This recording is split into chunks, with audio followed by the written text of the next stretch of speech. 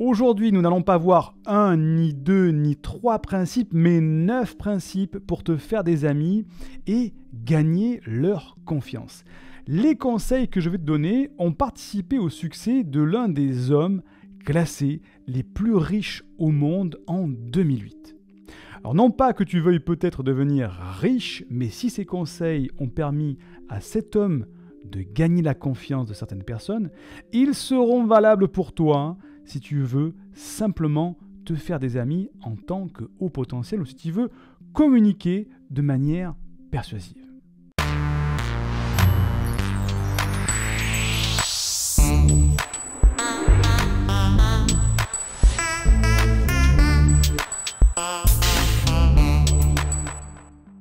Je te souhaite la bienvenue, je suis Siegfried C, neurothérapeute spécialisé dans l'accompagnement des personnes à haut potentiel intellectuel et j'ai fondé l'université des hauts potentiels dans laquelle nous les aidons à canaliser leur surefficience pour soulager un certain mal-être. Tu sais que tu peux dès à présent télécharger une première formation offerte dans le cadre de cette campagne de sensibilisation au haut potentiel. Le lien se trouve en description de cette vidéo ou du podcast si tu l'écoutes de format audio. C'est tout simple, tu m'indiques à quelle adresse je dois t'envoyer la formation et tu la reçois tout de suite. Fais-le maintenant si tu veux changer positivement ta vie. Alors, l'homme dont je te parle en introduction, c'est Warren Buffett, un des hommes les plus riches au monde, qui est aussi reconnu pour sa jovialité contagieuse, son charisme et ses qualités d'homme sympathique. Et c'est avec les principes de cet homme dont je vais te parler que tu vas pouvoir toi aussi développer un certain charisme. Et je vais donner les 9 premiers principes qu'il applique et ensuite tu auras les autres principes puisqu'en fait ça fait partie d'une série de vidéos, donc tu auras sûrement ici en haut à ta droite un petit i comme info pour aller voir les autres vidéos ou en description de l'audio ou du podcast tu auras le lien vers les autres vidéos de cette thématique sur la communication persuasive. Et bien cet homme-là a eu un destin extraordinaire, l'homme le plus riche en 2008 et il a même promis de donner 99% de sa fortune très prochainement, donc une histoire extraordinaire qui a été en grande partie façonnée par les conseils que j'ai donnés. Donc note bien, ce n'est pas des conseils sortis de mon chapeau de magicien, ce sont des conseils qui ont fonctionné, je les ai moi-même appliqués, je les applique aussi, c'est extrêmement puissant. Premier conseil, et tu vas voir qu'après je te donnerai un exercice pratique pour que toi aussi tu appliques ces conseils-là. Premier conseil, ne critique pas, ne condamne pas, ne te plains pas. Est-ce que ça te plaît d'avoir en face de toi quelqu'un qui critique, qui condamne et qui est tout le temps en train de se plaindre comme ça? Non, on n'a pas envie. Donc, il ne faut pas te comporter de cette manière-là pour justement susciter de l'intérêt des autres personnes. Les autres personnes, si tu te comportes comme ça, que tu critiques, que tu condamnes et que tu te plains sans arrêt, on n'a pas envie de parler avec toi. Et si tu dois critiquer, fais-le de manière constructive, toujours avec une petite astuce, et moi c'est ce que je fais, tu fais comme si la personne dont tu parles était à côté de toi. Et si elle est à côté de toi, tu ne te permettras pas de parler de la même manière que si elle n'est pas dans la même pièce. Parce qu'on a toujours un petit peu tendance à critiquer plus facilement quand on est tout seul et que la personne n'est pas là. Donc pour se mettre un propre filtre, fais comme si la personne est à côté de toi. Et si tu la critiques, tu vas voir que tu vas la critiquer de manière bienveillante et constructive, beaucoup plus que si elle n'était pas là. Donc, premier conseil, ne critique pas, ne condamne pas, ne te plains pas. Deuxième conseil, complimente honnêtement et sincèrement. Il y a un besoin qui est très profond, c'est le besoin d'être reconnu. Tous, on a ce besoin-là. Et la meilleure manière de donner à une personne cette importance qu'elle réclame, c'est de la complimenter.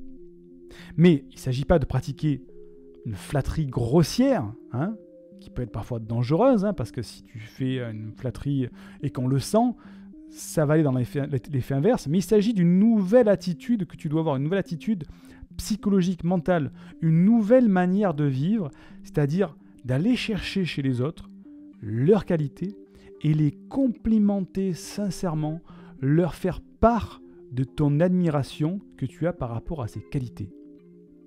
L'éloge sincère, c'est vraiment ce qui va te permettre d'avoir une relation humaine profonde. Parce que tout le monde recherche et apprécie hautement ce besoin de reconnaissance. Donc, deuxième conseil, complimente honnêtement et sincèrement. Troisième conseil, parle aux autres de ce qui les intéresse. Pourquoi est-ce qu'il faudrait toujours parler de ce que nous, on désire? Quand on voit ça de l'extérieur, c'est un petit peu absurde. Évidemment que chacun d'entre nous s'intéresse à ce qu'il désire. Toi, moi, mais tous les autres sont sensibles, sont semblables à nous aussi. Nous sommes tous pareils. C'est pourquoi la seule façon d'influencer la personne en face de toi, c'est de lui parler de ce qu'il veut et lui montrer comment il peut l'obtenir. Ça, c'est le secret d'une communication persuasive. Se mettre à la place de l'autre et considérer les choses à la fois de son point de vue et de notre point de vue. Et de lui faire parler de ce qui l'intéresse. Troisième conseil. Quatrième conseil, intéresse-toi réellement aux autres. On connaît tous des personnes qui luttent toute leur vie pour que les gens s'intéressent à eux, qui parlent trop fort, qui s'agitent. C'est un effort perdu. Ces personnes ne songent qu'à elles-mêmes. Et il faut savoir qu'on pense tous aussi à nous-mêmes. Le matin, le midi, le soir. On est un petit peu égocentrique. Le matin, on se dit, tiens, est-ce que je suis bien habillé? Est-ce que je suis bien coiffé? Est-ce que je sens bon? Le midi, est-ce que j'ai pas un morceau de salade entre les dents? On passe un petit peu à nous aussi. Si tu veux te rendre sympathique, eh bien, tu dois t'intéresser aux autres et pas seulement à toi-même. Par exemple, note l'anniversaire dans ton agenda des personnes autour de toi et souhaite-leur l'anniversaire. Mais c'est important de le faire sincèrement. C'est pas juste envoyer un SMS, bon anniversaire, tu vois. C'est l'appeler, dire franchement, bah écoute, je te souhaite un joyeux anniversaire, sincèrement, j'espère que tu as passé une belle journée. Ou alors, sinon, tu peux chercher chez les autres leurs qualités, ou alors ce que tu admires chez eux, et tu vas t'y intéresser sincèrement et lui faire un véritable compliment.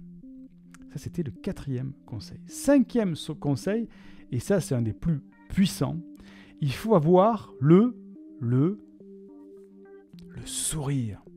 Le sourire, qu'est-ce que ça dit? Ça dit, bien, tu me plais, je suis content de te voir, et ta présence me rend heureux. Alors, je ne te parle pas d'un sourire mécanique, d'un faux sourire. Hein. L'exemple le plus frappant que tu peux avoir par rapport au sourire, c'est le sourire d'un enfant. Est-ce que tu arrives à rester de marbre face au sourire d'un bébé, d'un enfant, même d'un adolescent qui te fait un véritable sourire sincère? Non. C'est communicatif, le sourire. Et ça peut aller même plus loin, ça peut même transformer notre humeur la plus maussade, l'espace d'un instant bien sûr. Une personne en face de toi qui a le sourire, c'est totalement différent d'une personne qui arrive avec une gueule d'enterrement et rien qu'à la voir entrer dans la pièce, d'un coup l'énergie elle tombe, tu vois. Alors que si tu rentres dans une pièce avec le sourire, ça n'a rien à voir. Imagine si je commence une vidéo comme ça en disant bonjour, il faut que je le fasse, il faut que je m'imprègne. Bonjour, je m'appelle Siegfried et aujourd'hui je vais te donner 9 conseils extrêmement importants pour te faire des amis. L'énergie, c'est pas la même que si je te dis bonjour, je m'appelle Siegfried et aujourd'hui je vais te donner 9 conseils pour te faire des amis. Et là je le dis avec le conseil, avec le sourire sincère. Donc 5e conseil, un des plus puissants, avoir le sourire. 6e conseil, rappelle-toi, c'est puissant. Alors ça c'est un problème parce que moi j'ai un gros problème avec les prénoms et les dates. Et je sais que les hauts potentiels ont souvent ce type de problème-là. Mais si ce n'est pas ton problème pour toi, rappelle-toi le prénom d'une personne parce que son prénom a une grande importance. Si tu te souviens du prénom de quelqu'un, tu lui fais un compliment subtil à cette personne. Parce que le prénom, prononcé d'une voix affectueuse, bien sûr, c'est le son le plus agréable qu'on puisse entendre sur cette planète. Mais si tu oublies le prénom, si tu le prononces mal, ou si tu l'orthographies mal, c'est l'effet inverse. Et je peux te dire que moi, avec mon prénom Siegfried, et vu comme ça s'orthographie, je l'ai vu transformer dans tous les sens. Et à chaque fois, même si je suis quelqu'un de très bienveillant, j'ai fait... cette personne, elle aurait pu prendre au moins l'attention d'au moins vérifier l'orthographe, ou au moins de me faire répéter 2 fois pour savoir si elle le disait de la bonne manière. Donc, ça nous pince un petit peu quand on prononce pas notre prénom, quand on le prononce mal ou qu'on l'orthographie mal. Et si toi, tu arrives à retenir le nom des personnes et que tu vois les personnes et qu'au lieu de dire « Hey, comment ça va? Toi, tu vas bien ?» et dire « Hey, Siegfried, comment ça va ?» Là, on personnalise la question. La personne se sent happée par ta question. Et c'est pas « Hey, vous là-bas, vous vous sentez bien ?» Non, c'est une personne. Hein, c'est aussi une règle de communication. Quand on demande quelque chose, vous savez, quand il y a un accident, une voiture qui se renverse, quelqu'un qui est renversé, qu'on vient aider la personne et qu'on veut se faire aider, si on dit « Hey, quelqu'un pour m'aider là !» Ben, il y a une expérience scientifique qui a été menée qu'en fait, on a beaucoup moins de chances de se faire aider quand on dit « Hey, quelqu'un pour m'aider !» plutôt que de dire « Hey, toi là-bas, avec la chemise bleue et les lunettes, viens m'aider !»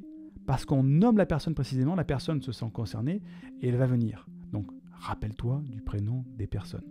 J'avoue que j'ai un petit peu du mal. J'ai une très bonne mémoire orthographique, très mauvaise mémoire des prénoms. 7e conseil, tu dois savoir écouter et encourager les autres à parler d'eux-mêmes.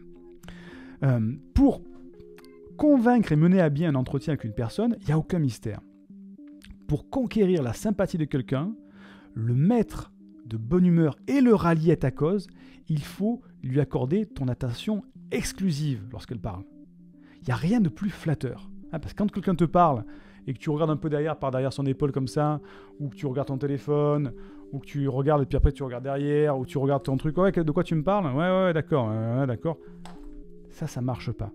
Donc il n'y a rien de plus flatteur que quelqu'un qui va vraiment te regarder dans les yeux et qui va t'écouter sincèrement. Et pour ça, il faut savoir écouter sincèrement et le montrer.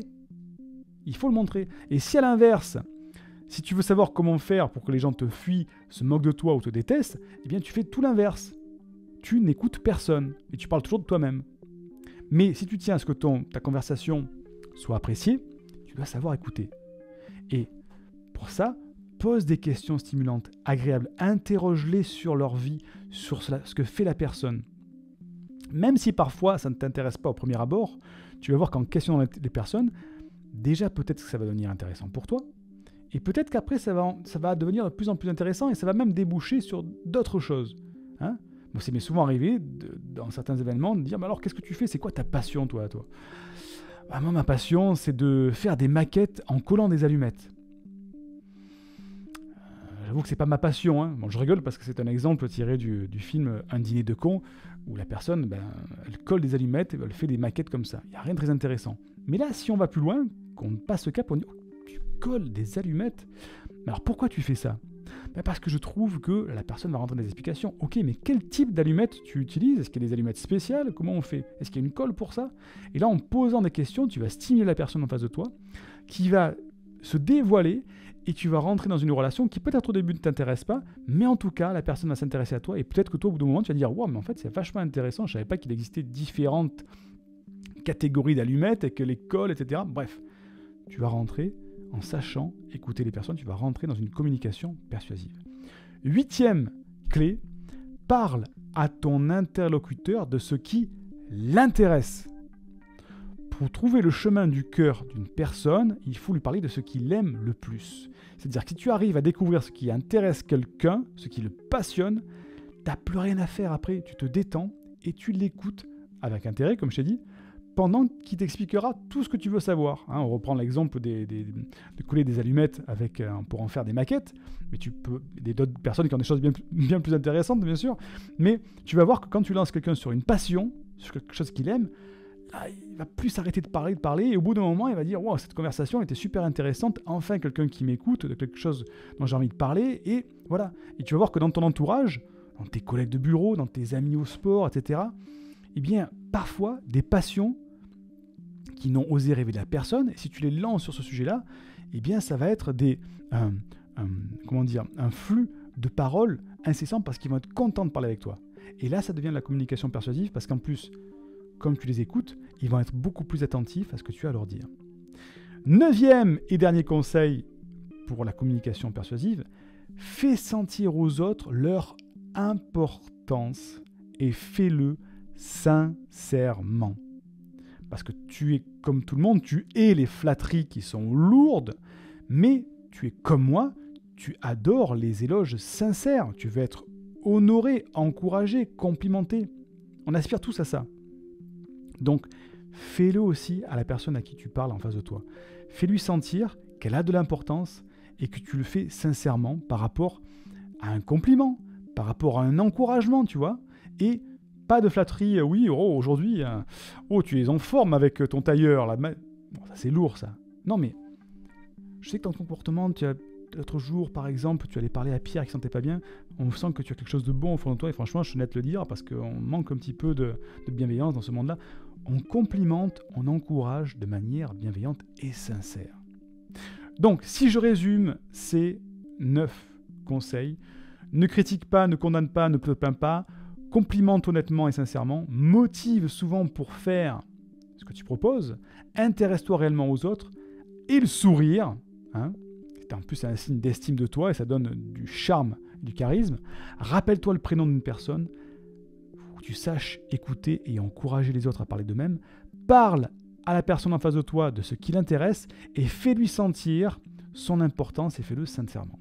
Donc maintenant, petit exercice pratique. Si tu n'as pas encore pris de notes, prends des notes, tu reprends les 9 points et je te recommande dans ta prochaine conversation, ou si tu engages la conversation avec un ami au travail, dans la rue, quelqu'un que tu ne connais pas encore, de te servir de ces 9 leviers. Soit tu les écris sur ton téléphone, soit tu les écris sur la main, tu prends un morceau de papier, tu le retiens par cœur, bref, ou tu t'en souviens, et tu vas mettre en place ces 9 étapes, comme ça, et tu vas suivre ce genre de protocole pour une discussion qui va être une communication persuasive où la personne va être captivée par votre interaction. Tu vas voir, ça va être totalement différent de ce que tu fais d'habitude. Si tu veux la suite de ces 9 conseils, parce qu'il y en a encore d'autres, eh bien, ça sera dans la prochaine vidéo de cette semaine, que tu auras sûrement le lien en description une fois qu'elle sera publiée. Tu vas avoir les autres conseils. Donc, félicitations déjà d'avoir écouté ces 9 conseils. Mets-moi un like si la vidéo t'a plu, ça flatte l'algorithme de YouTube et ça permet de toucher d'autres personnes comme toi, d'autres hauts potentiels comme toi, parce qu'à chaque fois, il y a un tag pour les hauts potentiels, c'est réservé pour les hauts potentiels. Ça permet de toucher plus de personnes et bien sûr, peut-être partage à quelqu'un que ça pourrait intéresser. En tout cas, je te dis merci et à bientôt pour une prochaine vidéo. Indique-moi en description à quelle adresse t'envoyer la formation offerte qui s'intitule « Canalise tes pensées envahissantes et profite de l'instant présent ». Et surtout, partage cette vidéo à une personne de ton entourage que ça pourrait aider. Et n'oublie pas, comme le disait Einstein, la folie c'est de faire toujours la même chose et de s'attendre à un résultat différent. Si tu veux t'épanouir avec ta douance, c'est le moment d'utiliser le bon mode d'emploi, celui qui fonctionne avec toi, et de changer pour faire de cette terre un monde meilleur.